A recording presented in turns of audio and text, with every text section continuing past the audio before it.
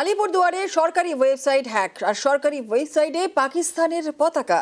আলিপুরদুয়ার জেলা পরিষদের website hack, কিন্তু এই ওয়েবসাইট হ্যাক হলো কিভাবে?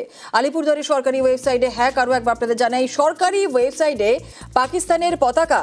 আলিপুরদুয়ার জেলা পরিষদের ওয়েবসাইট হ্যাক। সরকারি ওয়েবসাইট হ্যাক আলিপুরদুয়ারে। সরকারি ওয়েবসাইটে পাকিস্তানের পতাকা। আলিপুরদুয়ার জেলা পরিষদের ওয়েবসাইট হ্যাক। আর ওয়েবসাইটে টেন্ডার বিভাগ খুললেই পাক পতাকা। পাকিস্তান থেকে হ্যাক করা হয়েছে বলেই দাবি।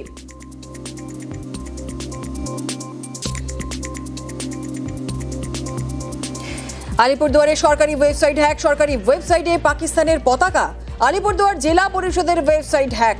ওয়েবসাইটে টেন্ডার বিভাগ খুললেই পাক পতাকা। আর পাকিস্তান থেকে হ্যাক করা হয়েছে বলেই দাবি।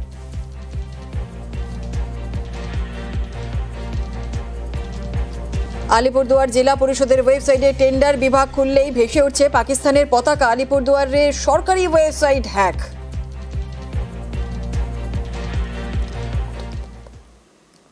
ঘন্টাখানেকের একটু বেশি হয়েছে মনে হয়। আমাদের কাছে খবর এলো যখন যে ওয়েবসাইটটা হ্যাক হয়েছে বলে, আমরা চেক করলাম যে হ্যাঁ হ্যাক হয়েছে। মতলব ওখানে দেখা যাচ্ছে ওয়েবসাইটটা খোলার পরে একটা পাকিস্তানের ফ্ল্যাগ দেখা যাচ্ছে, কিছু লেখাও রয়েছে।